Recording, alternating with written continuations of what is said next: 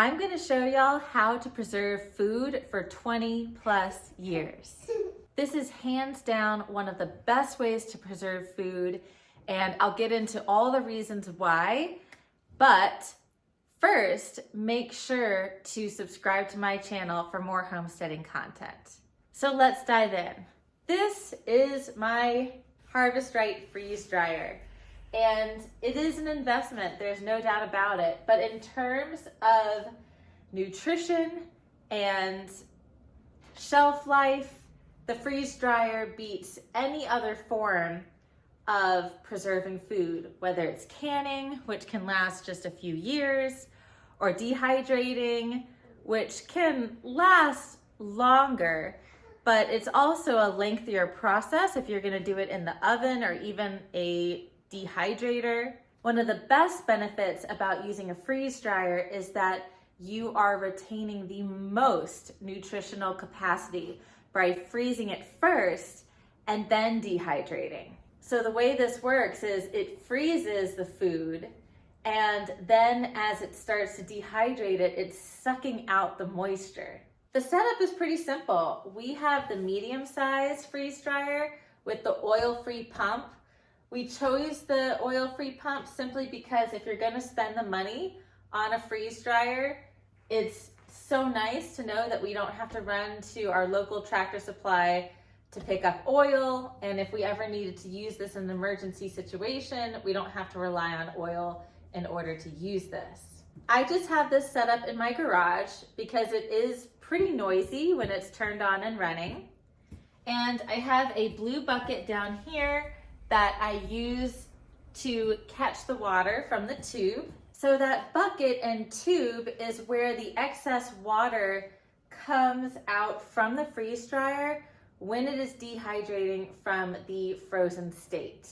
So let's talk about how to set up the freeze dryer. It's really easy and intuitive. It starts by just turning on the button in the very back. Turn the pump on, and then the screen on here is going to direct you through every step. And what's really beautiful about this machine is it's very auto-correcting. So if there's anything that is wrong or you need to do differently, it's going to tell you on the screen. So we will start.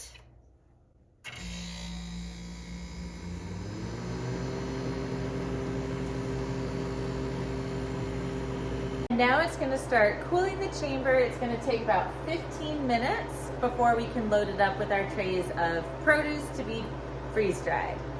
You also want to make sure that the nozzle connected to the tube, to that release tube, is closed so that way it can build up pressure inside.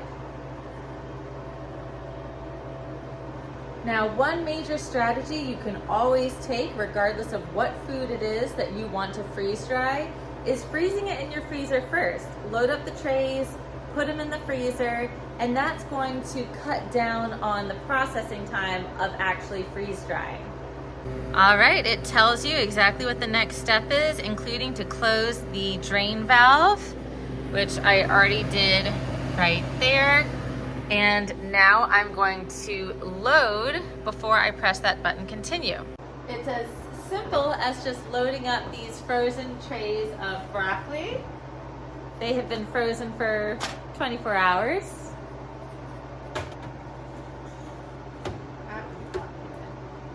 All right, we want to make sure that we turn the knob completely closed to close the seal, and we're going to hit continue. So it's going to freeze the vegetables. It doesn't know that I have pre-frozen them, but this is just going to ensure that everything gets done much faster. Important little note to make here is that if you have plans or if you have other things to do, you can leave this machine running, and if it is finished with whatever stage it's at, processing the food inside, then it's going to use this smart technology to keep it stable at wherever it is. So after about an hour maybe, it is now vacuum freezing. It went from freezing And now it is drying and there's 4 hours left. So I'm gonna leave this on overnight and check on it in the morning. Process is complete. We can open the drain valve to vent. You can either defrost this chamber. You don't have to defrost it, and you can also allow for more dry time. I have a feeling everything's gonna be fine, so I'm gonna go ahead and open the vent.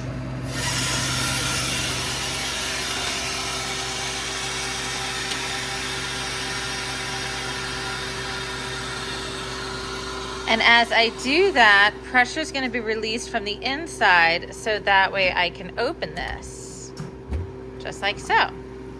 And I can even take a look. I can take a look and see how it feels. If it's crispy, yep, just like that. Let's try one of these.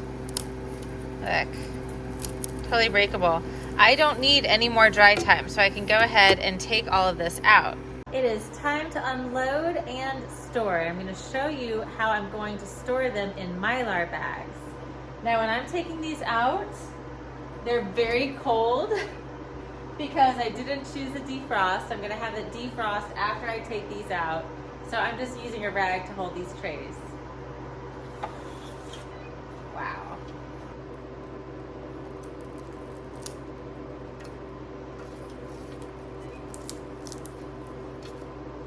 Now we'll go ahead and press the defrost button. So this loud noise is the pump working to now vent everything, heat it up, and push it out that tube. Welcome to a little bit of the inside of my home. At this step, we're going to seal up all of our freeze-dried broccoli into Mylar bags. When you buy a freeze dryer from Harvest Right, you'll often get these little pre-made Mylar bags with labels, as well as the oxygen absorbers. So I'm gonna take my Mylar bag and I'm gonna set it in between 2 large bottles to help hold it, put my funnel in, and drop in the broccoli. You wanna be careful with this step that especially if like the trays are cold, that there's no condensation actually touching your broccoli. So I could feel the condensation on the bottom of my trays, and so I'm doing all of this just by hand versus like trying to hold this thing up or even stacking my trays, because any little bit of moisture will come through. You can also use airtight jars. And I want to get all of this good stuff because this would be really good in a soup, just all the little tiny pieces. But if there's anything that's stuck to the tray, I'm not going to worry about getting that because I don't want the condensation getting in there. Next step, an oxygen absorber.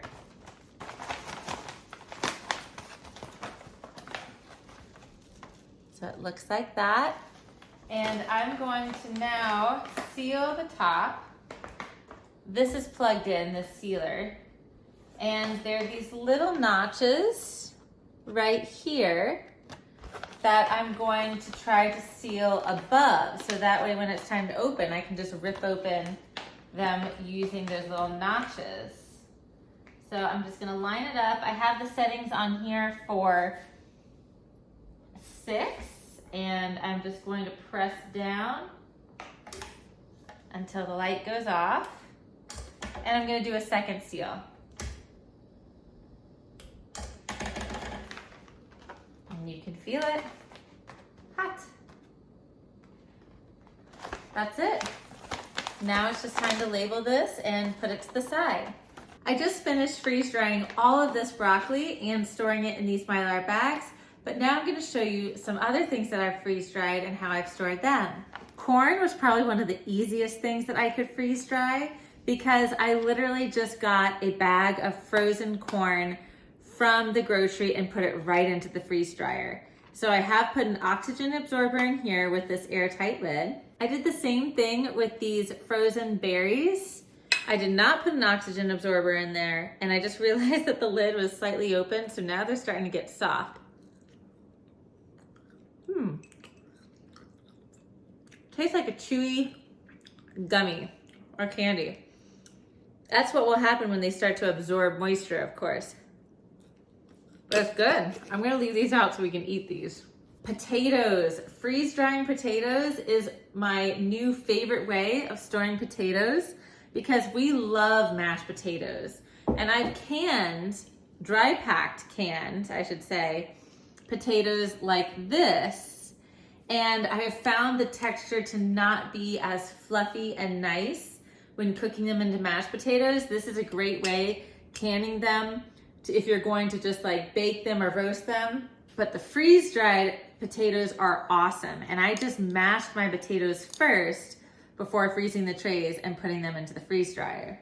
And this is probably my favorite thing to freeze dry, eggs. Just straight up whole eggs. This jar is a dozen eggs. And this is eggs, which is also fat and protein that I would really need in a survival scenario that will last me 20 plus years. It's sparkly, it's beautiful. It's such a great way to preserve eggs, and all you have to do with anything freeze-dried is to rehydrate it is add water in a 1-to-1 ratio. So if you wanted scrambled eggs or an omelet, just add 1-to-1 ratio of these freeze-dried eggs. Now for the broccoli, my intention with freeze drying them is to turn it eventually into a broccoli cheddar soup. And so I'll be excited to just toss that right in and make the meal so much easier and have fresh, nutritious broccoli for years to come. I hope you enjoyed this video. Thank you so much for watching. And if you did enjoy it, please like it and subscribe to my channel for more health and homesteading content.